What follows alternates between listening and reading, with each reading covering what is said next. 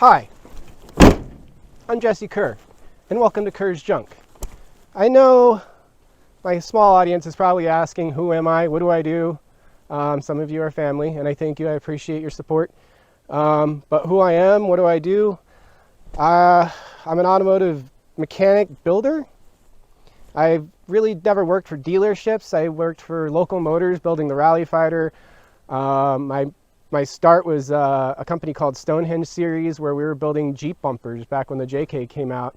I've built multiple SEMA vehicles, some of my own. I ran my own shop for about 5 years and just got burnt out. I ended up having a kid, and that's the true reason why I'm starting the YouTube, is I want to spend more time with my kid.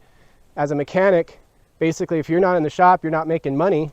And it got to the point where I was spending more time in the shop that I didn't have any time to go enjoy any of the stuff that I wanted, that I saved all the money for. So it really wasn't worth it anymore. And I said, you know what? Time to retire. So the YouTube is the retirement. Obviously it's not taking off quick right now. I still need to get more constant income. I'm rambling. Anyways, I want to introduce the Relica. You've already seen her. We took her to SEMA. Spoiler alert, we made it back. What's next? Well, we're going to play. I already took her to a car show. We have an episode coming on that. And then we're waiting for the next track day. We've already tried once, but they sold out really soon.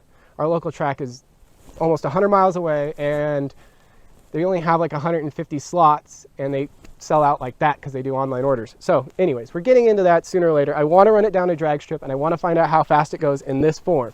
Then we're going to take the painstakingly long approach that the automotive industry did to get this car to modern standards.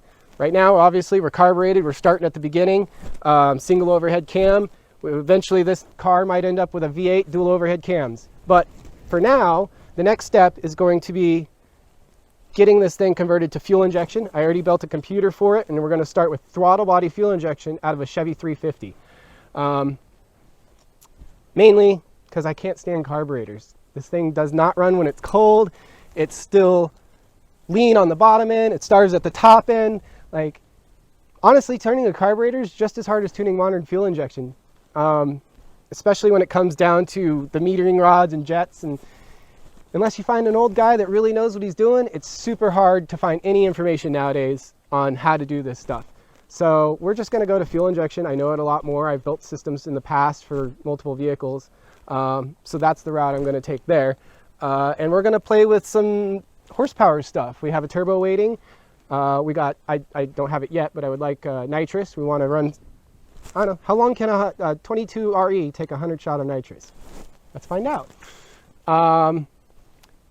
Yeah, cosmetics wise, we're leaving her how she is. Might get the door to match a little bit better, but I love the patina at this rate. We do have the hood for her. I just need to get a hood hinge. That hinge is bad on that side, and then the core support's pushed.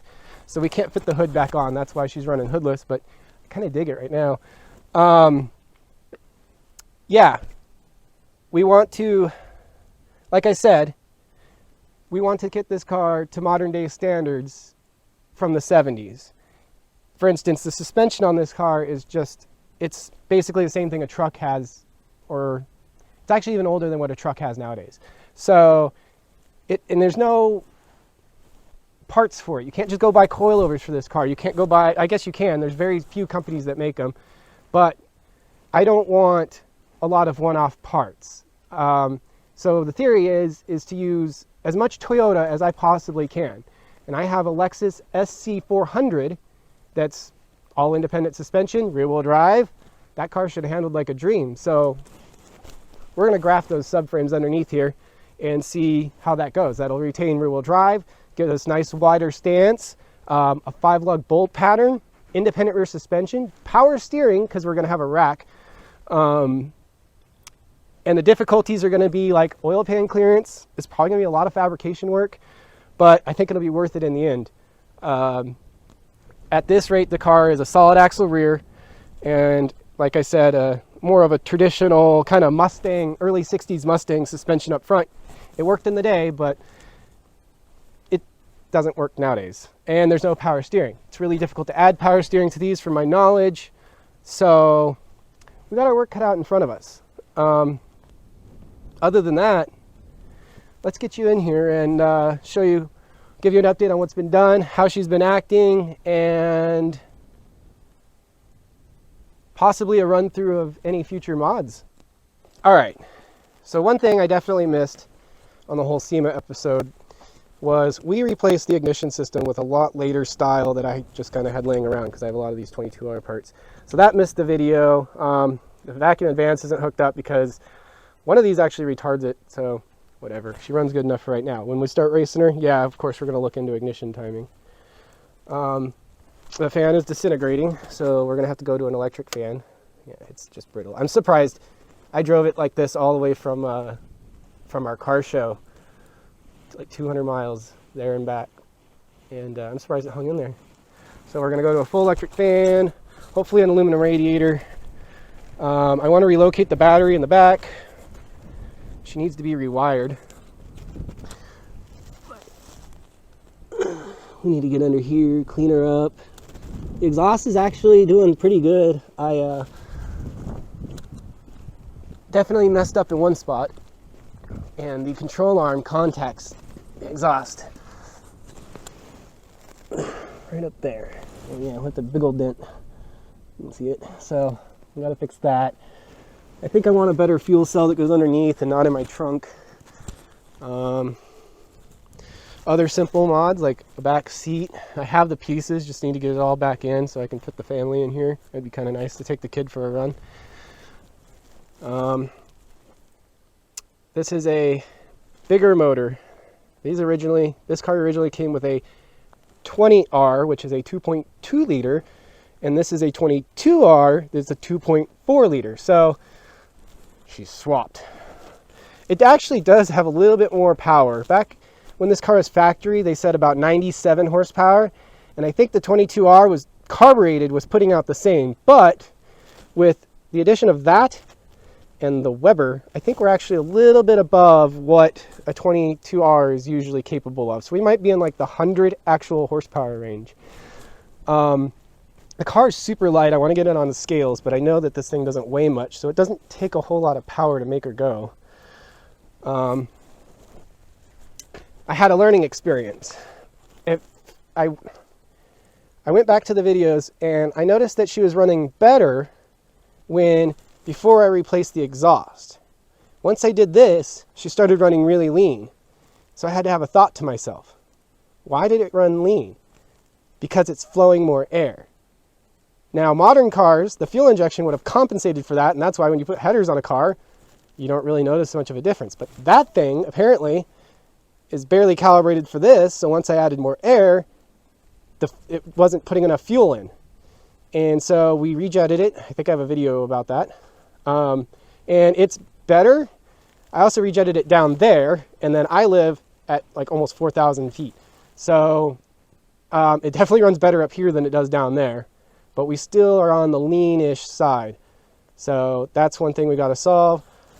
Other than that, the transmission seems to have a lot of play. She's kind of hurt. I'm not quite sure what I'm going to do there yet.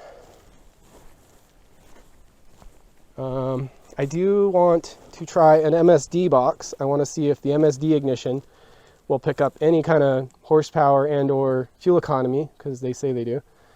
And then once we do that, again, like I said, we're going fuel injection. We're going to pull that off. We need to build a spacer.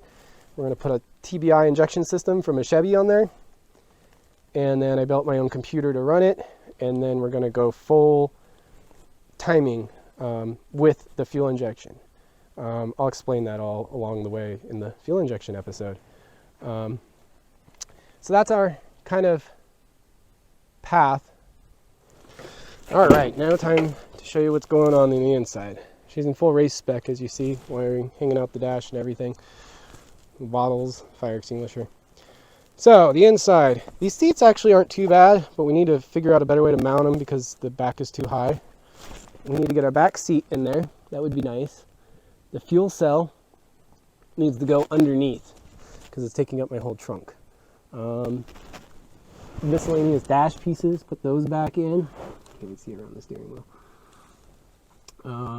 More working gauges would be nice. the heater, so I have no heat. That's why I don't drive this car around. It's a whopping 50 degrees today. I wanted to give you guys kind of an idea of this side's pretty good. Let's see about back here. GoPro, you weren't supposed to see that. Like, she needs a cleaning, if you know what I'm saying. Watch the this passenger side leaks somewhere, so this is all wet. Spare bolts. Yeah, like, look at that hole. My boot almost fits. Oh, it does fit in the hole. Yeah, so this side's gonna need some work. License plate, that's what I need. Just bolt a license plate over it. The back is okay. Oh, my most frustrating part, this door hinge. There's something up. I think this is the door hinge from the door, and something is just not happy. I know this piece is worn down really, but it never shuts right. I mean, of course it's all an adjustment, but the door also picks up like an inch. So it'd be nice if my door shut like that. And yeah, so that's the goal.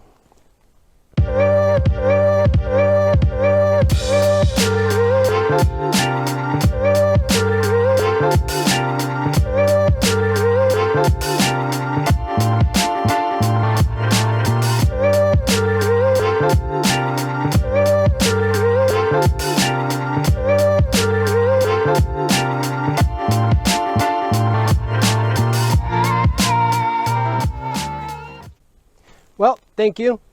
Please like and subscribe. I hope you've enjoyed all the entertainment. If you have any ideas of what you'd like to see us do, please leave us a comment in the comment thing, and hope to see you on the next one. Hopefully we're dropping 2 episodes today. Sorry I missed last week, and I'll leave you with this.